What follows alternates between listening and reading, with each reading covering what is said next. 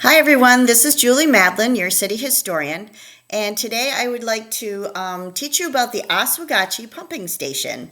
I've had a lot of questions about this ever since the Channel 7 interview, so I thought we could maybe talk about it here. So the pumping station was added to the National Historic Register in 1990. It's a 1.9 acre site that includes the pumping station, the dam, the trash racks, the tail race, and the head gates. This photo is from Ogdensburg.info, which is Ted Como's site, and it shows what it used to look like. So the pump house has some really cool features. The original building was built in 1868.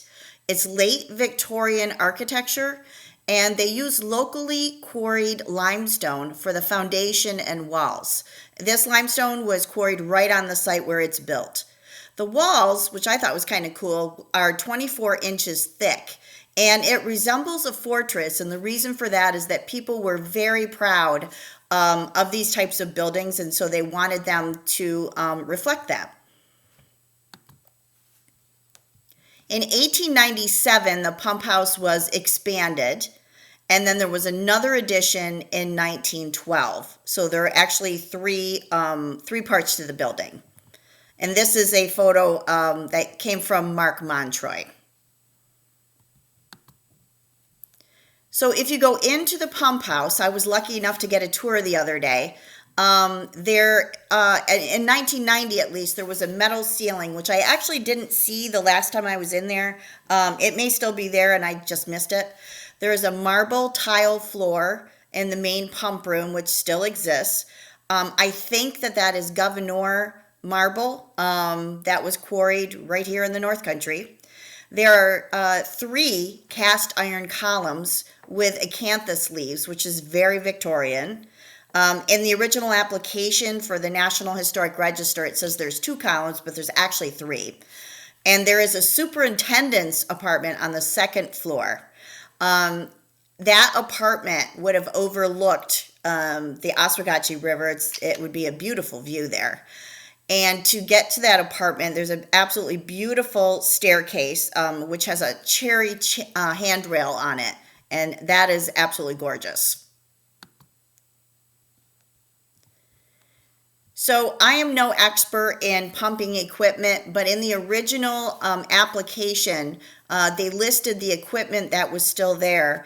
And in 1990, that was a really big deal because many pumping stations across the country probably had similar equipment, but that equipment had been removed. So there was a 12-inch Worthington centrifugal pump. There were turbines left. The Stillwell Beers vertical turbine is still there, and the wooden teeth are still there. So I thought that was really cool. There was a 42-inch vertical turbine, and there was a Westinghouse 60 kilowatt alternating current generator, and there was a 12-inch leather pulley belt, which would have driven the pump there. I did not see the 12-inch leather pulley belt. I may have missed it, but I didn't see it there. The brass control gauges are still there, though. I did see those. So my understanding is that much of that equipment is still there.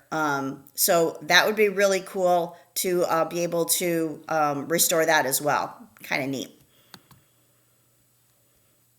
So the dam is also part of that parcel. It's 12 feet high and 347 feet long. It was built in 1910 and it replaced an old timber dam. So this is a picture by Pat McMillan. This was when the water was low on the Oswegatchie. So why is this pump house actually important? Well, the pump house played a really important role in the growth of the city, industrial, commercial, population growth. And the architecture is significant because it's intact and it survives as a late 19th century pumping station. There are not very many of those left across the country. So that's why the building's important. So So the city of Ogdensburg, as we all know, is located at the confluence of two rivers, the St. Lawrence and the Oswegatchie. The St. Lawrence was important because of commercial trade, and the Oswegatchie was important because it provided natural water power. So many factories and businesses were established on the west bank, and there were dams starting back in 1751 with Abbe Piquet. The Erie and Oswego canals also helped businesses grow here in Ogdensburg. So canal fever is going to be very important to the growth of many areas, including Ogdensburg. So in 1842, water power canals were established on the West Bank to power those early factories there. And by 1850, Ogdensburg was the western terminus of the Northern Railroad. And in 1868, we became a city. So there's a tremendous amount of growth because of water power and because of our location. So the original city charter back in 1868 established a commission. And the job of that commission was to construct a public waterworks. And this was to provide increased water for the growing population at the time, and also to combat two threats to pretty much any city: fire and disease. So by providing good drinking water, by providing water for hydrants, we could prevent many problems that early cities had. Before the pumping station, if you had a fire, there were small water tanks that were located at different city corners, and you would have to use those to fight the water, or to fight the fire. So if you ran out of water, that's going to be a major issue if you're trying to fight a fire back then. So the growth of the city is important. This water is important because if we want our city to grow, we have to be able to provide water not only to the downtown, but to outlying areas. Not only drinking water, but water to fight fires and water for just everyday use.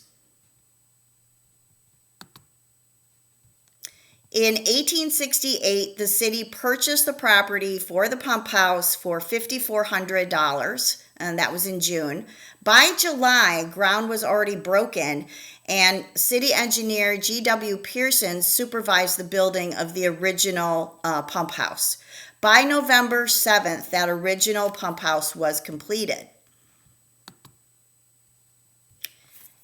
That 1868 pump house provided 15.5 miles of water mains throughout the city, and that includes 88 fire hydrants. So no more tanks on street corners, we actually have fire hydrants. And waterworks buildings, as I mentioned before, were sources of pride in a community, and that's why it looks the way that it does. It's supposed to look very formidable.